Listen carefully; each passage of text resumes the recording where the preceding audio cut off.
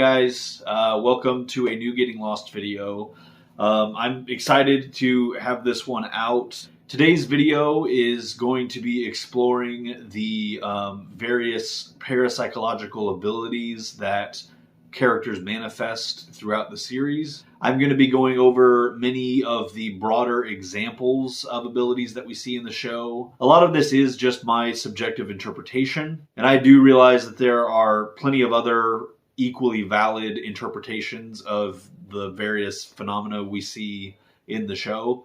My perspective on these things is just one of many, but I really felt I needed to make this video before I could do other videos that I've been wanting to do for quite a while, largely on topics related to Jacob and the Man in Black. I've been wanting to do a video on the infection, kind of how that works, what characters were infected, when they were infected, why they were infected. Another one is all of the dreams that we see throughout Lost. Obviously, there's some sort of supernatural phenomenon going on with at least most of those, and I've long been wanting to do a video that explores those dreams and what I believe was going on with them. Another one is the many apparitions that we see throughout the series. Which ones were the Man in Black versus which ones were something else. And I also think that the monster itself just kind of deserves its own video regarding its specific nature, why it can only take certain forms, and just how all of that works. I also want to do a video on the candidates and Jacob's process there and what gets a person removed from the candidate list. The cabin is another good one. Alana and her group. These are all videos that have long been on my list, most of which I've really been looking forward to getting to. But I've always felt like before I could do any of those videos, I needed to make this one, because I think for the most part, for any of my thoughts on those subjects to make sense, I first have to communicate what my perspective is on how the abilities in this show work. So yeah, with me finally getting this video done, it opens the door for a great many other subjects. Now that said, I know my Widmore video, that was my last Getting Lost video, I kind of was setting that up for another installment in which I explain what exactly I think was going on with Widmore. That is still my priority. As I kind of said in that video, before I can continue on with that, I kind of have to go over my thoughts on the monster and what it can do, and certain aspects of how he works, what his goals are, how he needs to achieve them, etc. And as I've just explained, before I can really get into that, I needed to make this video. Now, if you're new to this channel, you can probably just ignore most of what I just said. This, I think, will be a good video to kind of introduce you to the channel, as it doesn't really require you to have seen any of my previous videos. That's something that I think is going to be less and less true as time goes on and as I get deeper into these other topics. So yeah, if it is your first time here, welcome. I hope you enjoy it. If you do, I invite you to subscribe to the channel. And if you do that, I encourage you to hit the bell icon so that you can get notifications once videos are published, since apparently subscribing doesn't actually do that. But yeah, subscribing, liking this video, commenting on it, even just viewing it or viewing my other videos. These are all great ways to support the channel, and I really appreciate all of them. I do also have a Patreon set up for anyone that would like to become a donor. You can become a patron for as little as $1. At the $4 level, you will get a candidate number, and your name will go up in my little makeshift cave of candidates that I've set up. I also wanted to once again thank my existing Patreon donors for their ongoing support. It is genuinely appreciated. If you want more information on how the Patreon tiers work and just how it works in general, I did, when I first started this channel, I made a fun little video kind of breaking all that down. Or at least I hope it's fun. It's certainly not the best quality because, again, it was like right when I was starting out. But yeah, if you feel like checking that out, feel free to click right up here. I'll also link it in the description. But alright, without further ado, let's get lost.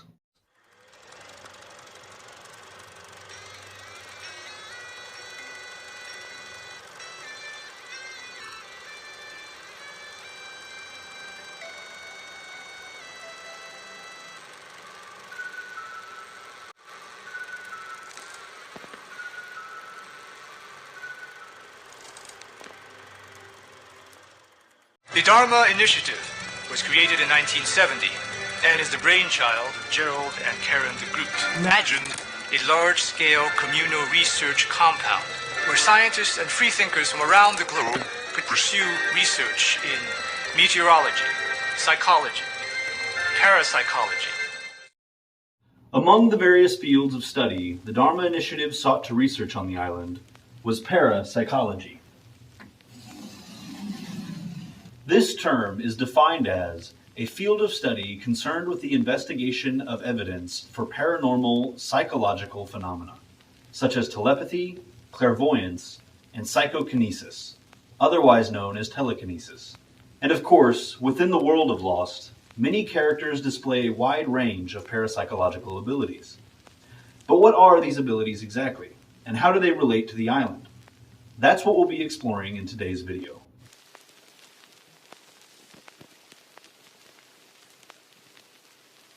Throughout the series, it is hinted that certain individuals are able to harness the unique electromagnetic energy of the island and use it to manifest different parapsychological abilities.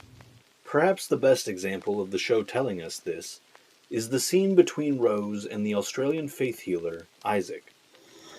There are certain places with great energy, spots on the Earth, like the one we're above now. Perhaps this energy is geological, magnetic.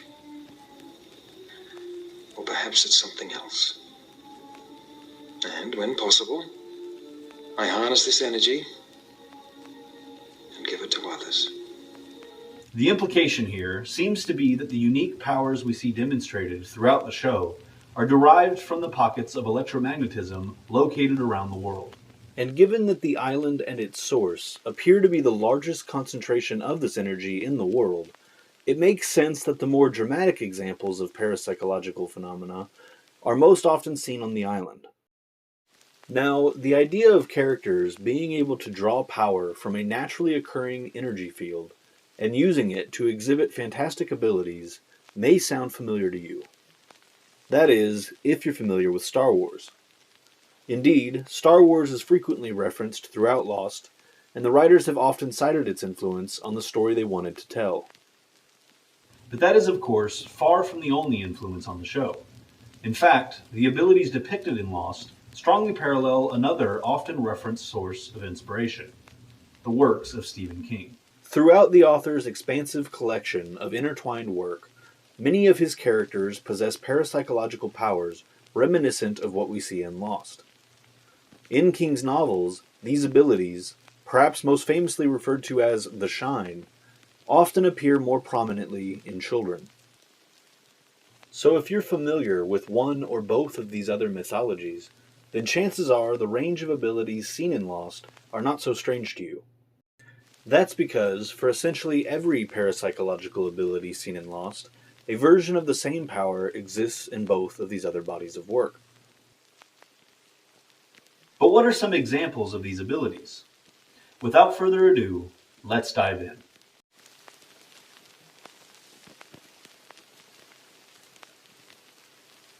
Let's start with the ability directly referred to by Isaac. There are many examples throughout the series of injuries healing at an accelerated rate, without any conscious effort on the part of the injured. Locke's paralysis and Rose's terminal cancer are probably the most extreme examples. And based on what Richard says to Locke in Season 3, it's safe to say such dramatic levels of healing in such an immediate manner are pretty rare. Because when word got back here that there was a man with a broken spine on the plane who could suddenly walk again, well, people here began to get very excited because that could only happen to someone who was extremely special. Outside of these extreme examples, the ability to channel the healing properties of the island's energy seems practically universal to some degree. unlike most of these other abilities. That said, it seems in certain cases, an individual can fall out of communion with this energy and fail to channel its healing properties. One example of this is Ben getting a spinal tumor, much to his shock and dismay. You lied to me. No, I did not lie to you. If you can cure cancer, Ben, then why do you have it? I don't know. Another is when Jack succumbs to appendicitis. In both of these cases, the sick person has been going against what they feel on a subconscious level to be right. In Jack's case, he is desperately ignoring the part of him that senses he's meant to be on the island. And in Ben's case, his leadership decisions are no longer primarily motivated by the sake of the island and his people, but instead by his own selfish desires. Because both men are not at peace with themselves, their receptiveness to the healing properties of the island has been compromised.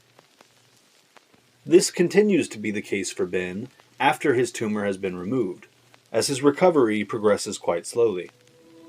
You're not recovering as fast as you'd like. How long's it been since Jack fixed you? A week?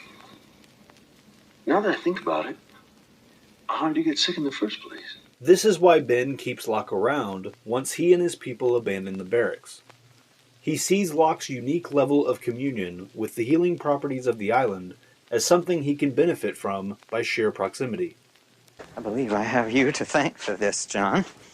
Me? A week ago, I couldn't move my toes. But the minute you showed up, I started to feel pins and needles. Indeed, the ability for someone to heal others is also often established, especially in the case of Jacob. He healed the cancer of Juliet's sister, the life-threatening injuries of Dogen's son, and the injuries Ilana was hospitalized for when he came to visit her. Jacob's lack of aging may well be an extension of this healing ability, a gift he is able to share with Richard, which brings us to the next section.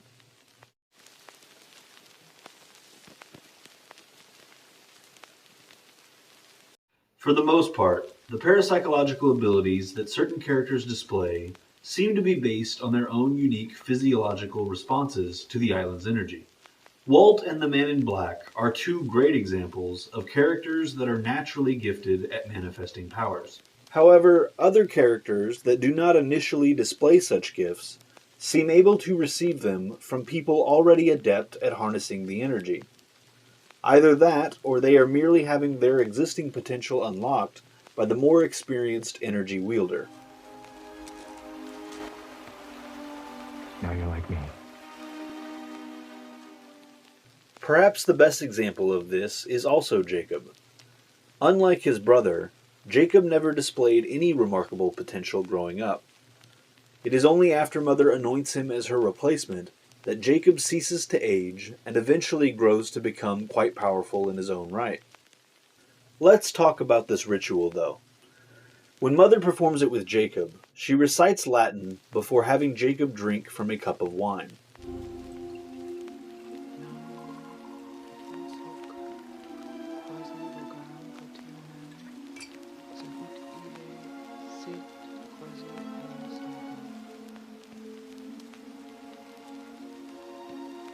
Here, drink this.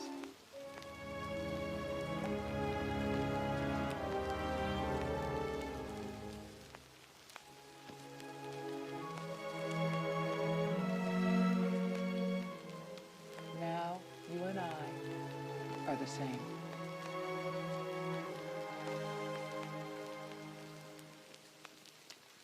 When Jacob performs it with Jack, he too recites Latin. But this time he has Jack drink water from a river instead of the wine.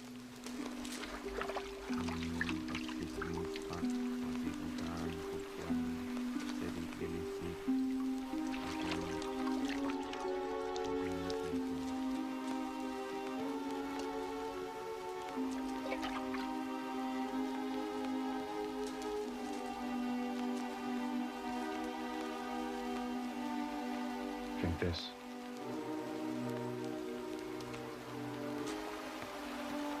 Now you're like me. And lastly, when Jack performs the ritual with Hurley, he forgoes the Latin and simply has Hurley drink water from the dried up spring.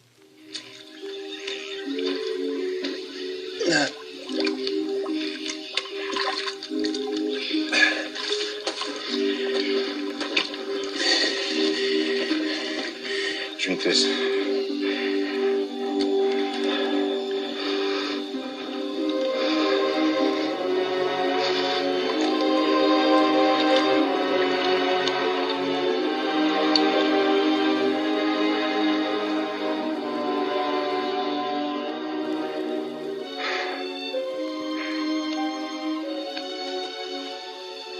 Now you're like me.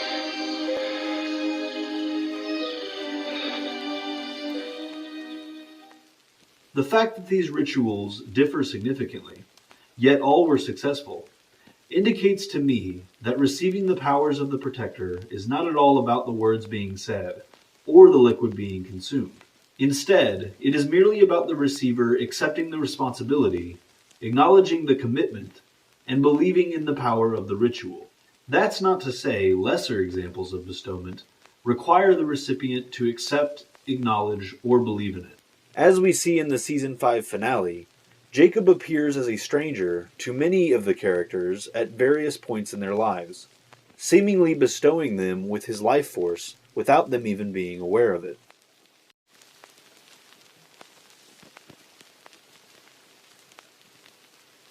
Somewhat tied to the notion of bestowment is one of the more ambiguous abilities to exist in the show. That is, being able to protect oneself and others from direct harm from the Man in Black. I say the Man in Black specifically because it isn't entirely clear if such protection from other individuals is also possible. When Jacob and his brother are children, Mother claims she has made it so that they cannot hurt each other. But we're people. Does that mean that we can hurt each other?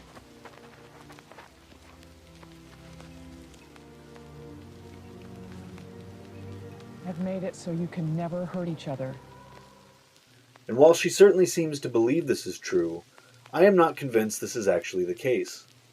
For starters, this same episode goes on to show us Jacob hurting his brother on multiple occasions.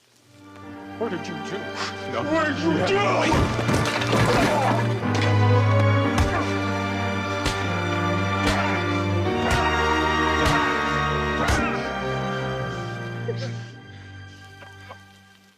Now perhaps what Mother really meant by hurt was simply that they couldn't kill each other. But again, I'm not convinced. Consider that after Jacob tosses his brother into the source, the Man in Black's heart stops pumping and his brain stops functioning. While I absolutely agree his displaced consciousness still lives on, Jacob has effectively, and quite technically, killed his brother's original physical form. Surely Mother's alleged protection would have prevented this.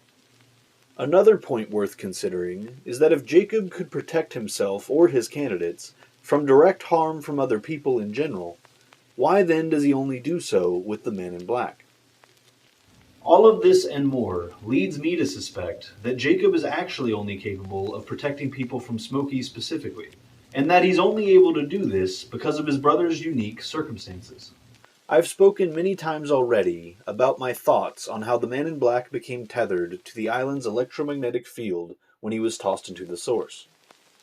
In that moment, his consciousness was ripped from his body and displaced onto a force of energy and matter that resembles black volcanic smoke. This force of energy is then only capable of operating within the electromagnetic field that is generating it. This is why the Man in Black can't leave while the source remains active. This is also why, once it is deactivated, he is reduced to the mere flesh and blood form he was replicating at that time. Anyways, the way I see it, Jacob is only able to affect who his brother can directly harm because of Smokey's unique relationship with the source. Now, I'm not exactly computer savvy, so hopefully the following analogy holds up. Basically, I think of the island's electromagnetic field as a network, and I think of the smoke monster as a program that operates within that network. Because Jacob has become an expert wielder of the island's energy, he is able to place certain restrictions on what Smokey can do. In case anyone's wondering about Richard's insinuation that Jacob's touch prevents people from killing themselves, I think it best I save my discussion of this for a video specifically dedicated to this topic, as there is much to go over. For now, I will simply say that I do not believe this is the case, and I look forward to explaining why I feel that way. But this protection from the Man in Black begs the question, why does he want to kill Jacob and the candidates in the first place?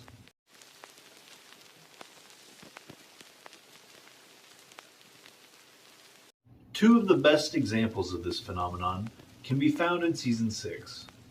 The most obvious one being the cave referred to as the heart of the island. It seems apparent that Mother was somehow keeping anyone other than herself from accessing this location. I spent 30 years searching for that place you brought me as a child, that waterfall with that beautiful light. And I walked this island from end to end, not once coming close to finding it. After Jacob takes over, he too seems to keep it concealed, until anointing Jack as his replacement. Past the bamboo, there's nothing out there. Yes, there is, Jack.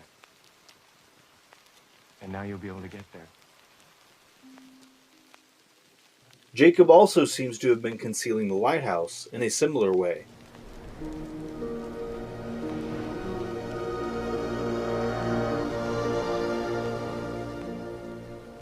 It's a lighthouse. I don't understand. How is it that we've never seen it before? One potential explanation for how this works is that the person wielding the island's energy, in this case Jacob, is using it to warp the space-time around a specific location in almost the exact way that the island's own electromagnetic perimeter generally conceals it from the outside world. If a person were to come across one of these concealed locations, they would simply pass through warped space-time without even realizing it, bypassing the hidden area entirely, and never laying eyes on the concealed structures or locations within. By concealing the cave that leads to the source, Jacob is stopping his brother from being able to put it out in order to escape. This seems to be why the Man in Black wants Jacob dead, as theoretically the concealment would be removed once Jacob is no longer around to generate it. Jacob uses his candidates as a safeguard against this, though, by bestowing each of them with some of his own life force, making it so that the concealment will continue to be generated so long as even one candidate remains alive.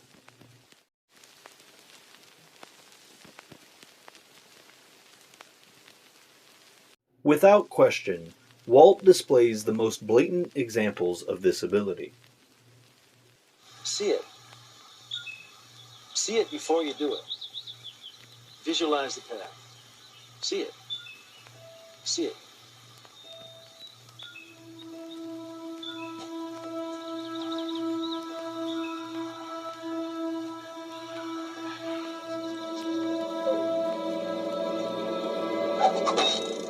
Whoa. Yes! I knew you had it in you all. It was weird. I actually saw it in my mind or something, like it was real. When he wants the dice he's rolling to come up with specific numbers, they do. I need a 4 and 3.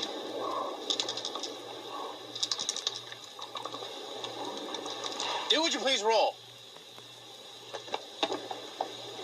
Yes! No! Come on, double sixes, double sixes. Yes! Oh, you gotta be kidding me. I'm lucky. No one is that lucky. Yes! Good for you. When he has reason to want the rain to stop, it does. I haven't given up on your dog.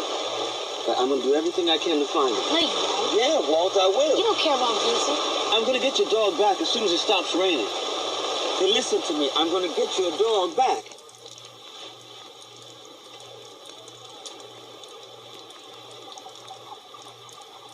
When he's reading about certain animals, such as specific types of birds, or polar bears, they soon after appear to him.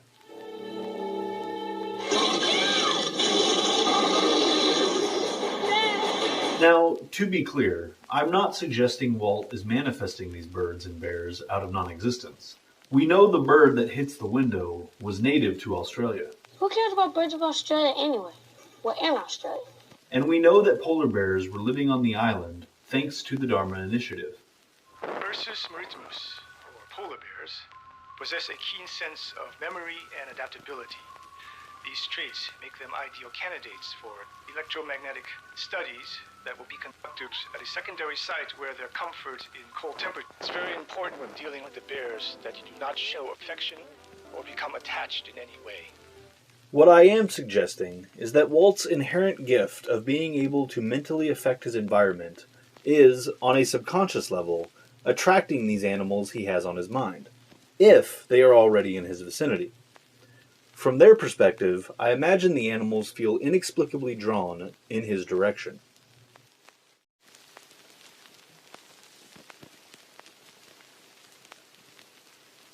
The Man in Black's tendency to appear as dead individuals makes citing definitive examples of this one a bit tricky.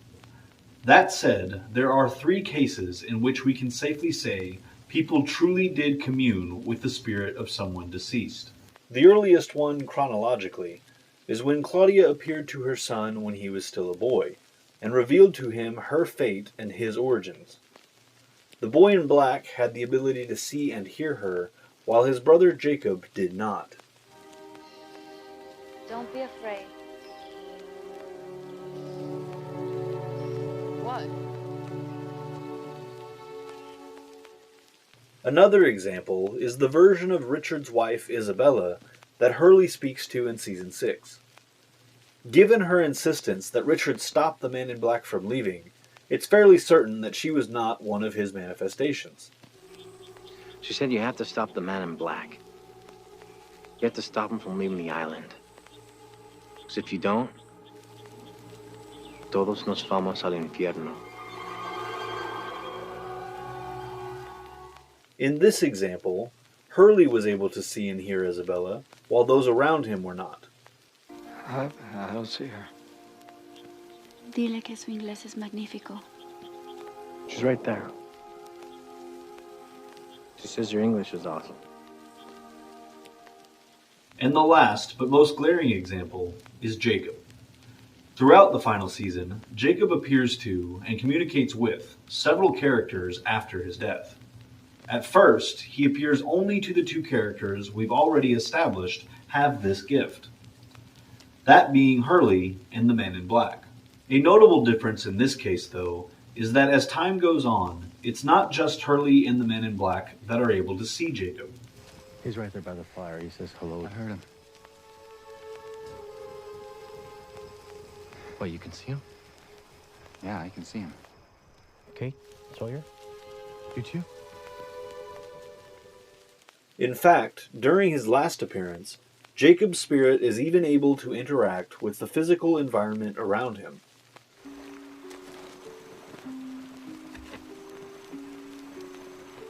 Do you have a cup? Yeah. Yeah, actually I do.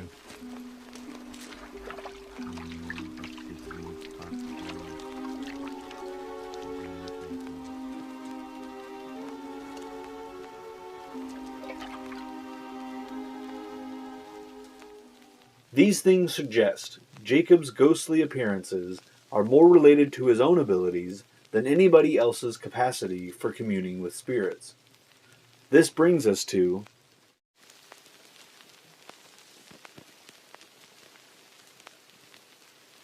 in Jacob's case at least, the ability to linger as a spirit after death seems to be a talent developed through the harnessing of the electromagnetic energy. At first, Jacob only appears to Hurley and the Men in Black, the 2 characters firmly established to be able to commune with the dead. Look, my friend Jin's going to be here any second, so you better stop ignoring Your friend Jin won't be able to see me. Why not? Because I died an hour ago. All right.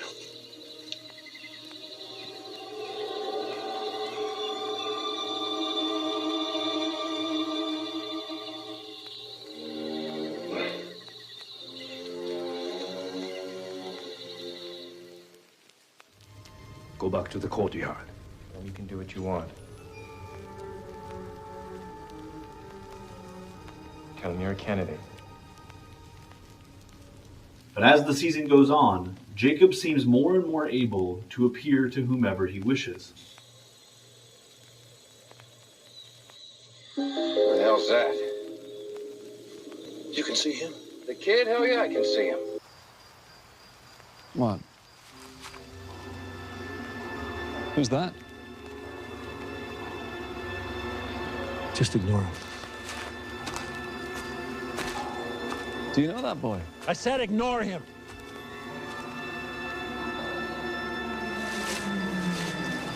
He even eventually shows the unique ability to interact with material objects. Because of this, it seems fair to say Jacob is actually engaging in a form of astral projection after his death.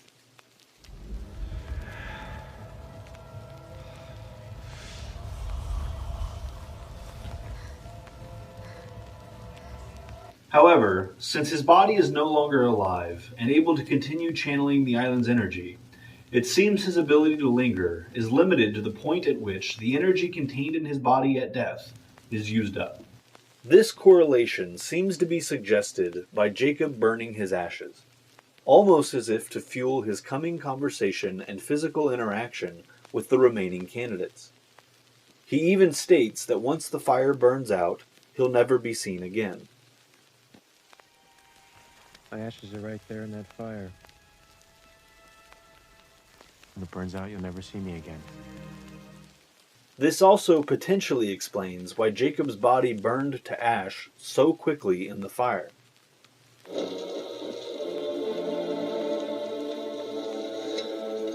You can stop staring at the fire.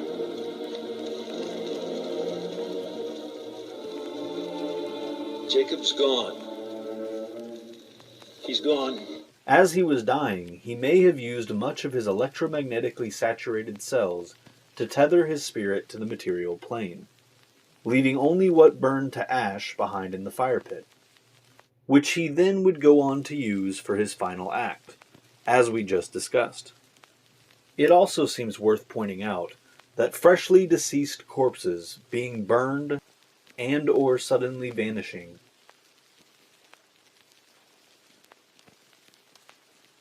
only to return as ghostly specters is something else straight out of Star Wars.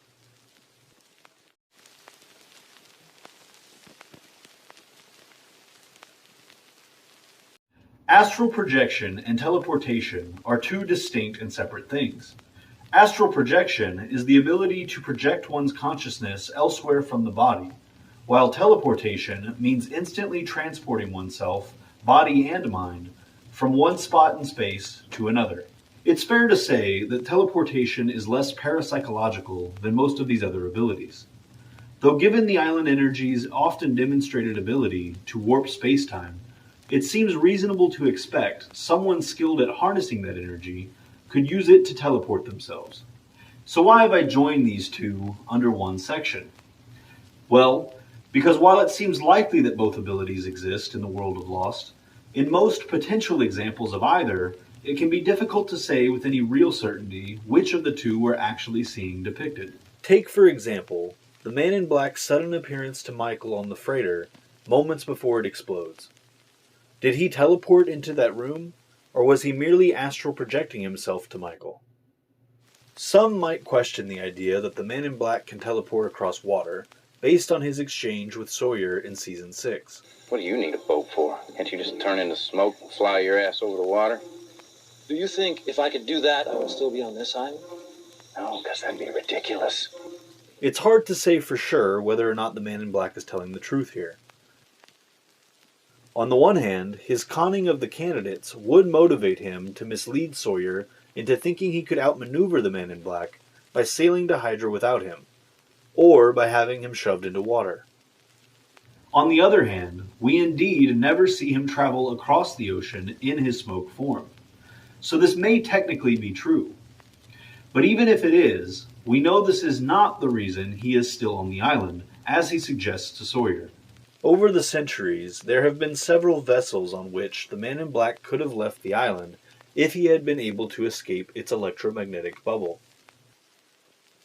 So while he may or may not be able to cross the ocean in smoke form, this is clearly not what is keeping him trapped.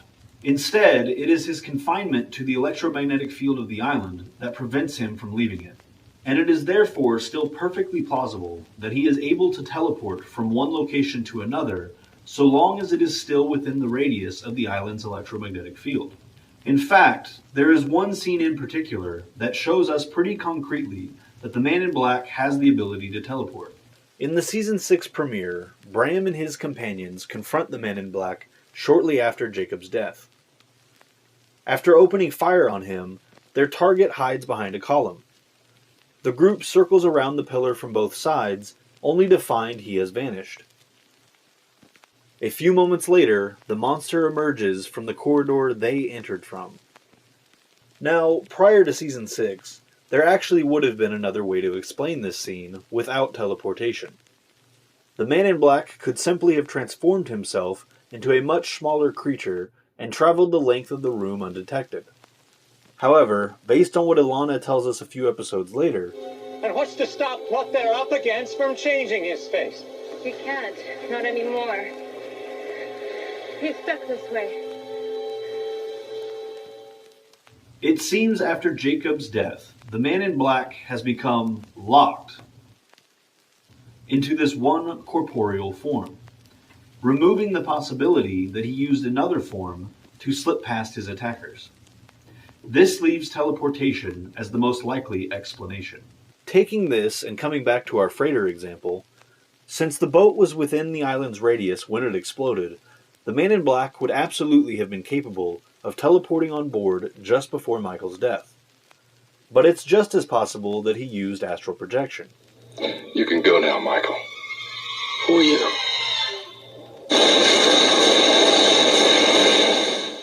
The most solid example of this ability, pun intended, seems to be Jacob after his death. Astral projection is typically portrayed as a living person projecting their astral form elsewhere.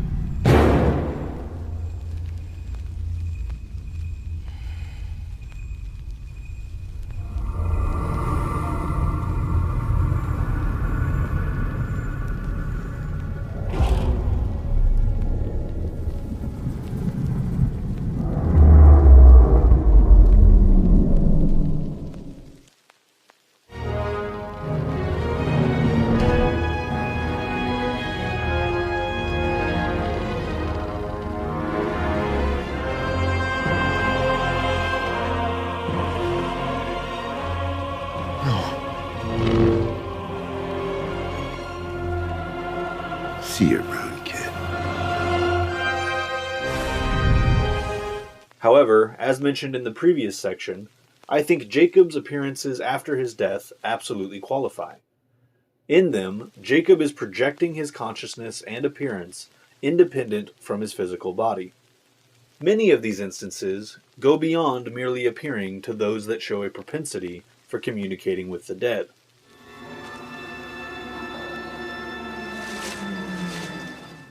Indeed, Jacob is even able to interact with the physical environment around him, demonstrating an advanced level of astral projection.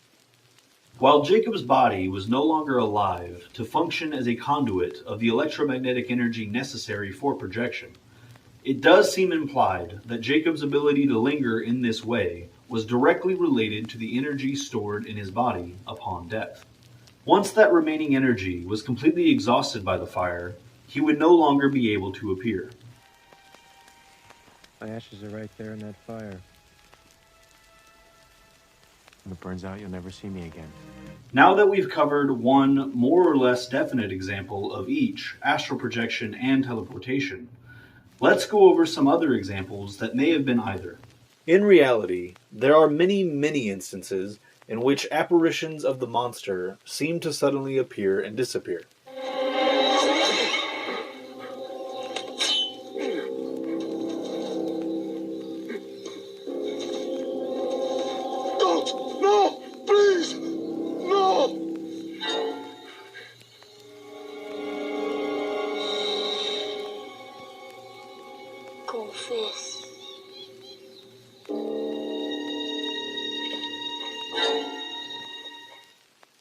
So we'll save those for upcoming videos specific to the monster and its unique nature. What about Jacob, though? Throughout the Season 5 finale, we see that Jacob appeared off-island numerous times over the past several decades, visiting candidates all over the world. If we assume he did this with all the candidates, of which there seem to be at least 360, then it's fair to say Jacob appeared off-island a lot. And that's without factoring in his visits to non-candidates, such as Alana, Dogan, and Juliet's sister. In the examples that we see on screen, Jacob nearly always makes physical contact with people, and he quite often interacts with inanimate objects such as cash, lunch boxes, pins, candy bars, and guitar cases. But as we've well established, Jacob demonstrates he is clearly capable of interacting with a material environment without his physical body being present. So even with the many examples of Jacob interacting with his physical surroundings off-island, we cannot definitively rule out the possibility that he is astral projecting himself from the island to an impressively effective degree.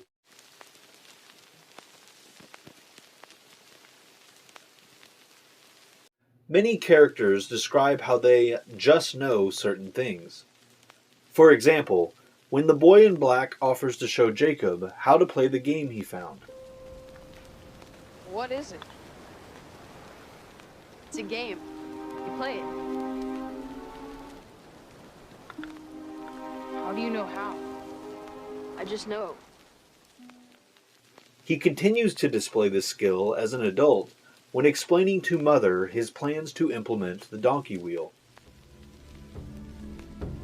I'll finally be able to leave this place. How do you know all this? How do you know it will work? I'm special, Mother. This gift also seems present in Walt and Locke. Walt becomes suddenly aware of the hatch and senses danger within it merely after being touched by Locke. What's the matter? Don't open it. What'd you say? Don't open it, Mr. Locke. Don't open that thing. What thing? What do you... Just don't open it. Shortly after this, Walt also seems certain that he and his father need to leave on the raft. We can stay here. You and me. We don't have to go. Yes, we do.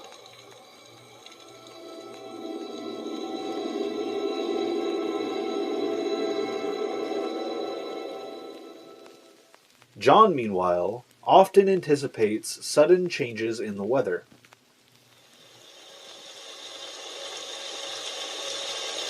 Storm's about to pass, Hugo. It's a freaking monsoon. We gotta...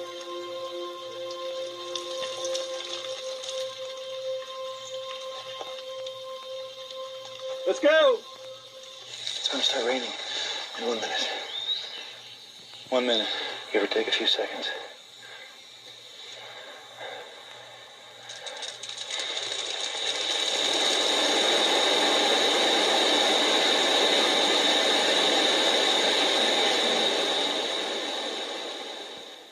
But perhaps the person that most frequently utilizes the retrocognition variation of this ability is Miles. While precognition is the sensing of future events, retrocognition is the sensing of past events not communicated by normal means.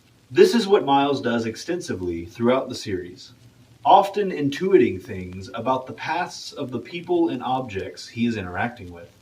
My name isn't Kevin.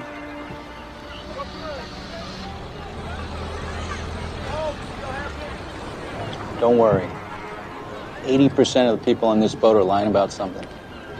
I'm surprised you want to leave. Sorry? It's just weird, you know, after all that time you spent trying to get back here. What do you mean, get back here? What do I mean?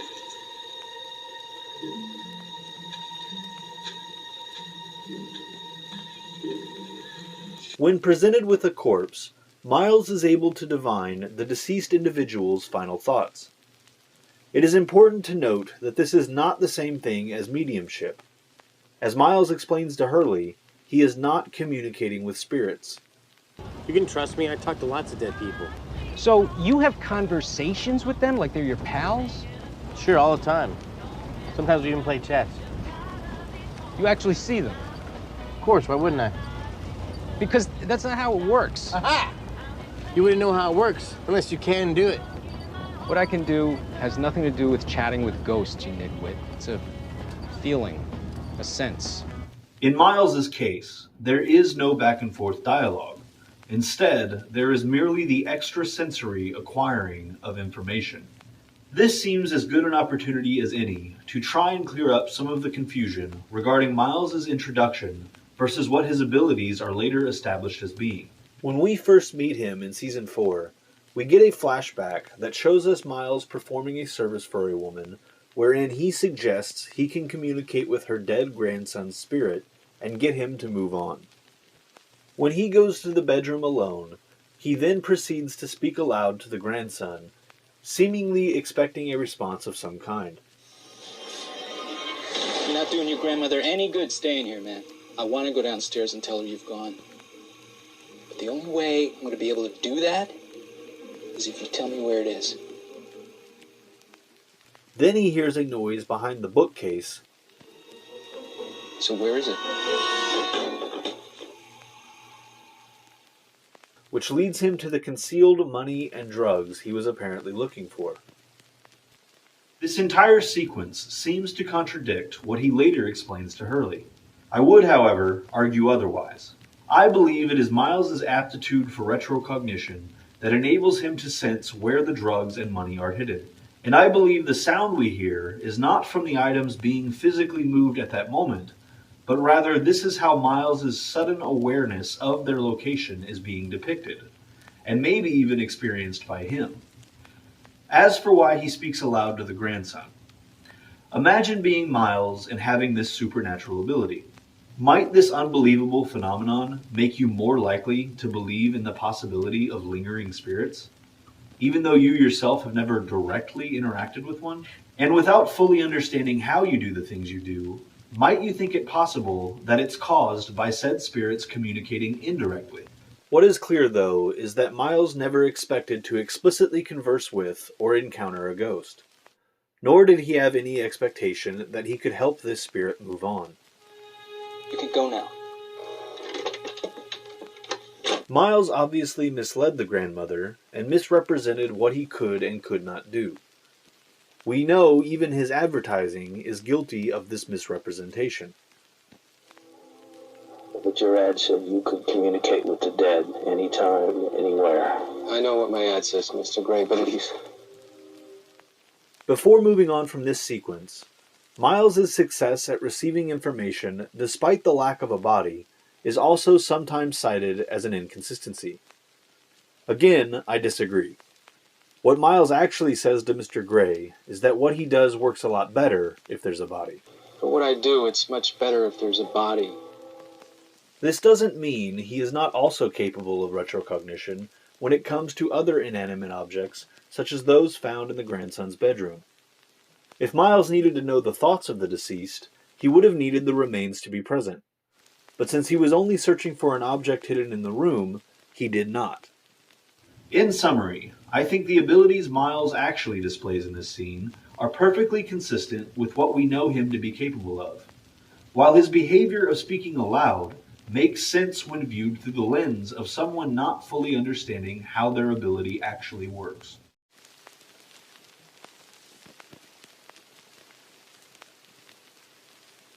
Several forms of telepathy are exhibited throughout the series.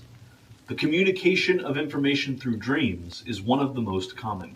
We also know that the Man in Black in his smoke form can extract information from the minds of those he encounters. While we only ever see this definitively demonstrated when he appears as the smoke monster, I do not believe this ability is specific to that form. I absolutely believe he is capable of doing the same thing regardless of any particular manifestation he takes. Indeed, I feel there are many instances in which it is heavily hinted that the man in black is reading the minds of those he is interacting with. Again, I will go much further into this in the upcoming videos specifically dedicated to the nature of the smoke monster. Another potential example of telepathy is what Locke hears when Ben first brings him to the cabin. Help me.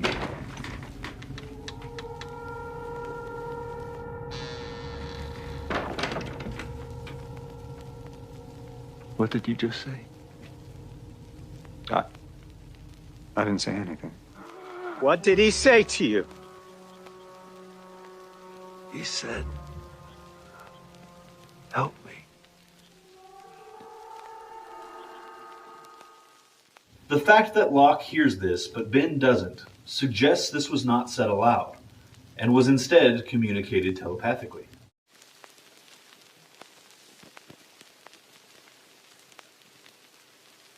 One of the least portrayed abilities in the show is telekinesis. The most blatant demonstration comes in Season 6, when the man in black removes Ben's leg restraint with the wave of his hand. But another, often overlooked example is what happens in the cabin in Season 3. After Locke hears the voice saying, "Help me," objects within the cabin begin flying about. You said...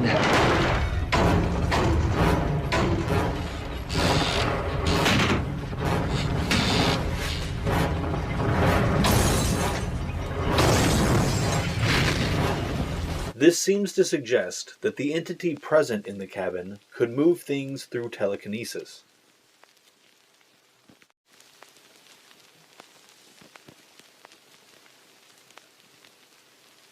This one may be even less seen than telekinesis, as there's actually only one explicit example that comes to mind.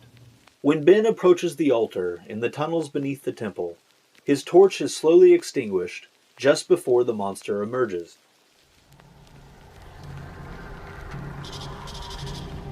Then, once it has retreated, the flame reignites. Daddy? Based on this scene, it feels safe to conclude that the man in black possesses the power to manipulate fire.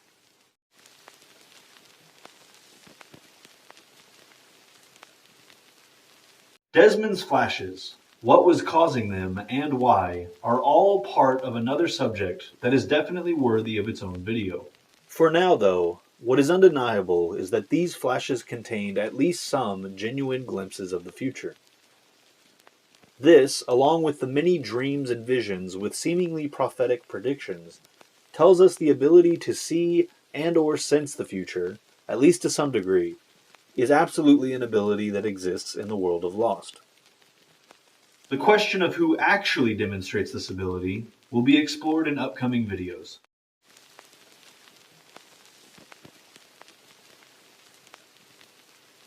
Hopefully this video has done an adequate job of exploring the broader range of parapsychological abilities seen throughout Lost.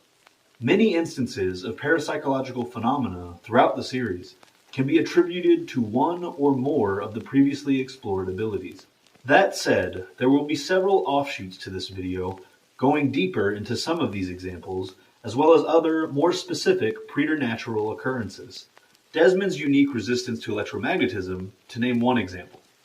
We hope you'll come back for those, but until then, namaste and good luck.